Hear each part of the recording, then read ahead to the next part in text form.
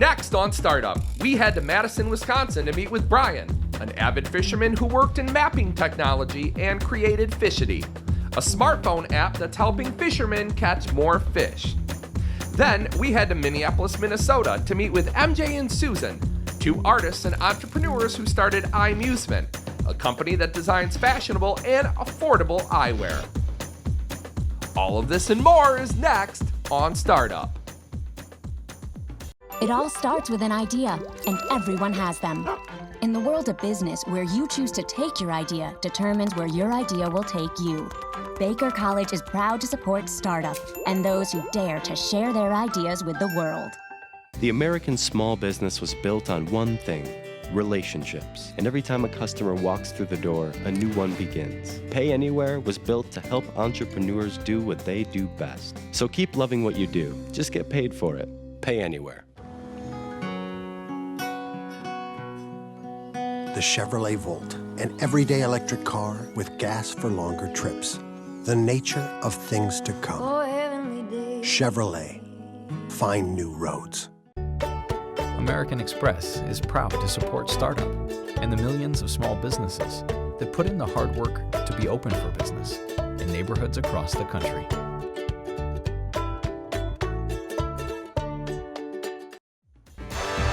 My name is Gary Brado, and I'm a documentary filmmaker and an entrepreneur. The economy is in less than perfect shape, and when the jobs go away, there's nothing left to do but get up and get creative. And there are people all over America doing just that. It's estimated that up to 85% of new businesses fail. So I'm going coast to coast to hear the personal stories of the people who beat the odds and started a successful business from the ground up. This is Startup.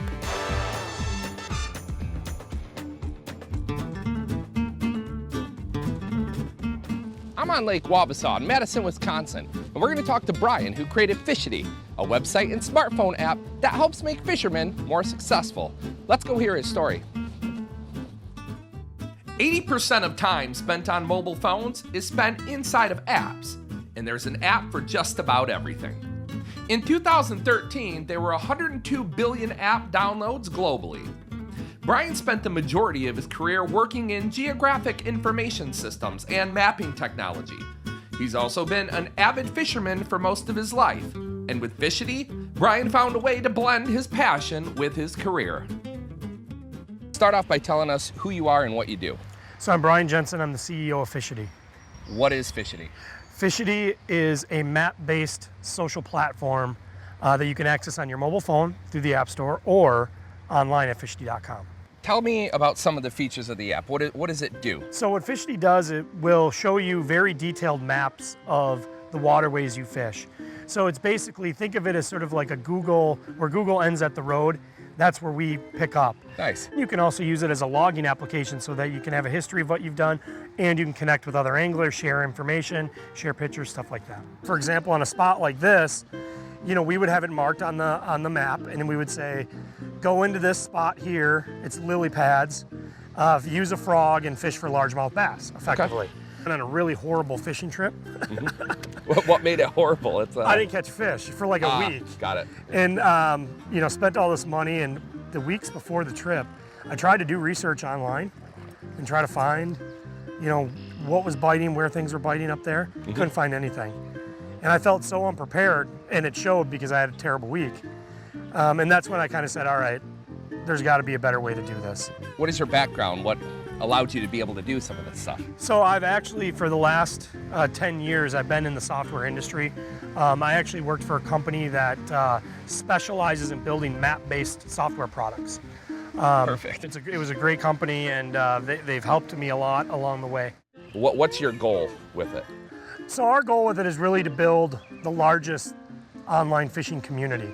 So it's a social network. It's exactly a social network. If you share one of your fishing spots with 10 of your friends, mm-hmm. and they do the same, you've given up one spot and have gotten 10 in return. So it's right, a pretty good ROI. Marine fisheries contribute $70 billion annually to our nation's economy. And there are over 1 million jobs associated with the U.S. commercial fishing industry, yielding over $32 billion in income. What were the steps that brought the product to market, to fruition? First thing was to really just understand our research and understand the dynamics of the market, what consumers wanted. So we put together focus groups, angling focus groups to help them determine the features, things like that. Then we built an alpha version. What was the total number that you raised for the first round of funding, and how far did that carry you?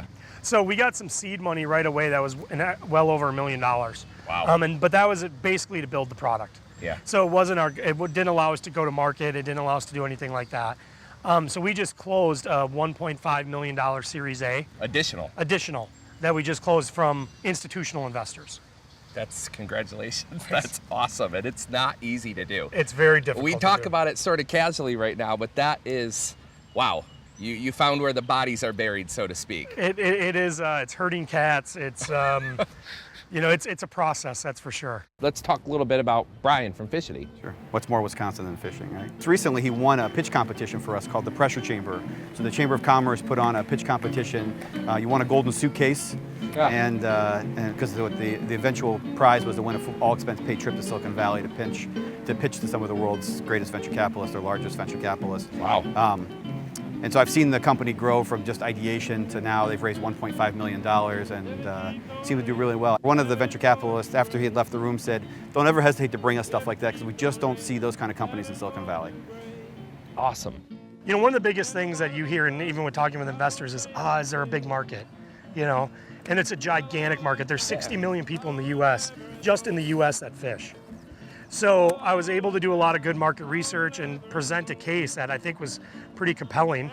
I got some partners on board early, like getting Fishing Hotspots to partner with us early on. I mean, that was a huge accomplishment. Was that just a phone call? They were a client of mine in my previous life, not doing anything related to Fishidy. And I actually, he said, I was going to do a project for him. And then I said, hey, I have this other idea. And I kind of gave it to the 90-second pitch. He's like, well, can you be in my office tomorrow? Let's talk about it. Talk about, I guess, SEO and how important it is to a small startup. How do you stand out? When I first started, we really started going after a lot more general type keywords. Fishing maps, fishing reports, those are really big ones. The more we started working with it and looking at our reports and metrics, we decided to go with a much more niche approach. Sure. So the advantage of Fishidy is really there's a local concept with Fishidy. So you're able to drill down to that fisherman, that person looking for it. Exactly. So we're out here in Lake Wabeesa. Yep. We have a specific waterway page for people looking for Lake Wabeesa fishing reports, Lake Wabeesa fishing maps. So for us to be able to target something that niche, it's really to our advantage. And are you able to do that with a lot of lakes? Because I could only imagine trying to funnel down on 8,000 lakes. Yeah, well, you got to find ways to do it at scale. So, sure. You make small tweaks across the whole system, and that's how you make the changes. How do you get this to the masses? How do you market this? Right now we're very active on social media, so that's been huge for us.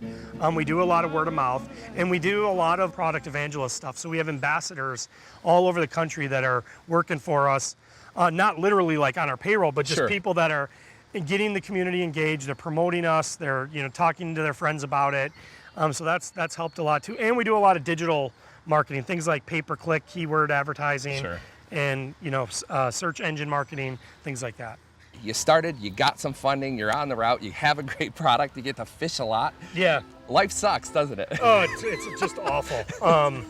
Yeah, I mean, it really stinks being out here on the water. Any big hardships? Yeah, I mean, there were lots of hardships. I mean, we've had big delays in releases of product. You try to operate lean as a startup, but I think we've learned some lessons on how to best deploy capital. So we've had issues where, our capital's run out, stuff like that. So there's been a lot of hardships. We have a lot of fun and we've had a lot of success, but it's not easy running a company like this. According to entrepreneur.com, you should never limit yourself to a single app idea.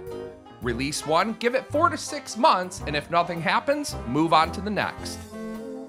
What is it like to become a pro fisherman? Because it seems like fisherman's something that you love, or fishing is a love, a passion, a hobby, but it's a dream come true. It really is. I mean, to be able to do what you love and enjoy doing it and get paid for it, you gotta love it.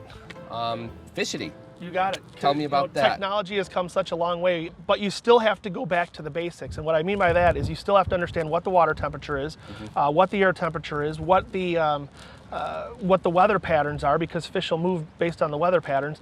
And an app like Fishidy allows me to do a lot of that research and a lot of that homework prior to me hitting the lake. What I like to do is kind of scout out the lakes that I'm going to, take a look at the different contour maps, hotspots that they provide through fishing hotspots, and then try and eliminate water so that when I do get there, I don't have to fish the entire lake. I can start off on a few spots that really seem to be key areas and hopefully be productive during the tournament. You've done this full time for going on a couple years now.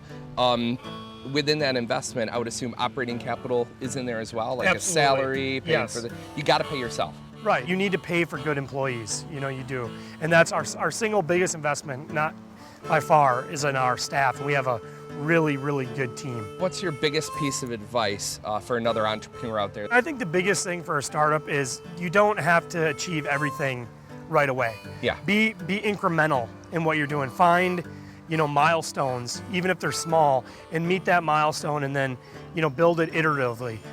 Let the market respond to what you're doing.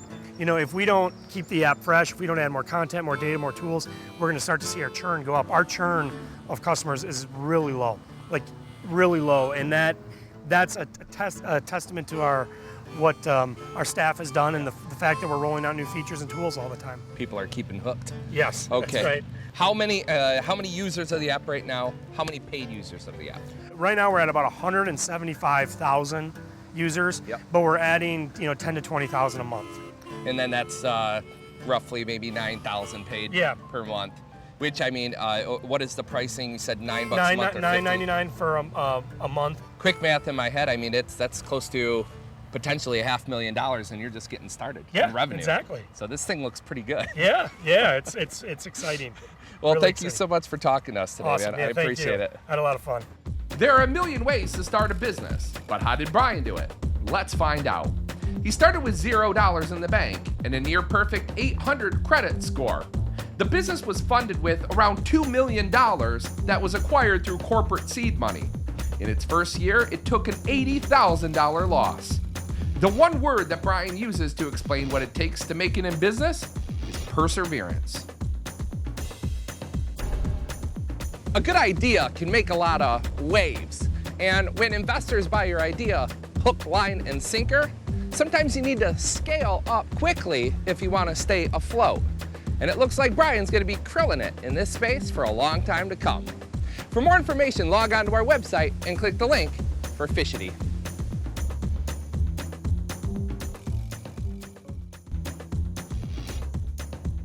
I think timing's important when bringing something to market.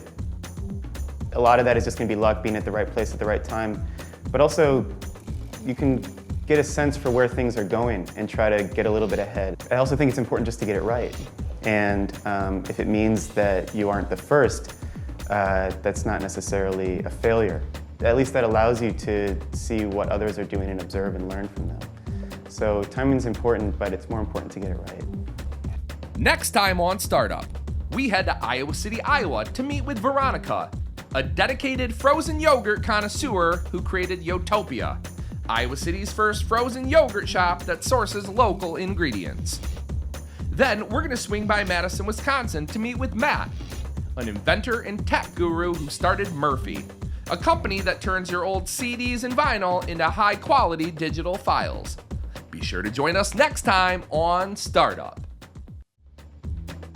Yeah, let's do another option for you. Okay. See, this might be a little bit more your color. This one fits perfect. Oh, it feels good too. Like it was made for you. I feel very free. Well, so I know we're on opposite sides of the fence, but why do you always gotta balk about what you do, huh?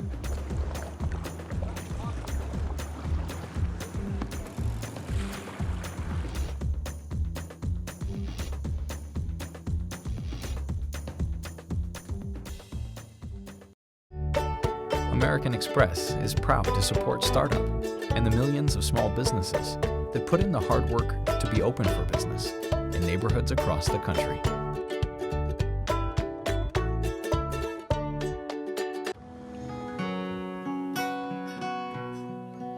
The Chevrolet Volt, an everyday electric car with gas for longer trips. The nature of things to come. Chevrolet, find new roads.